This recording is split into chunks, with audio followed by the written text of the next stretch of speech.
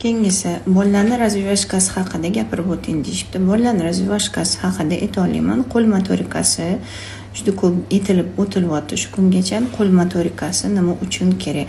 Aynan mana bu barmoqlarimizning uchlarida bizda sensorli funksiyalar bor.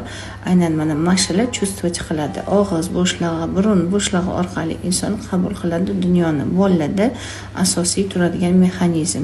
O'sha sensorikasini rivojlantirish kerak, ya'ni mayda motorikasi bilan ishlashi deganda barmoqchalarni uchi bilan ishlashga o'rganish kerak.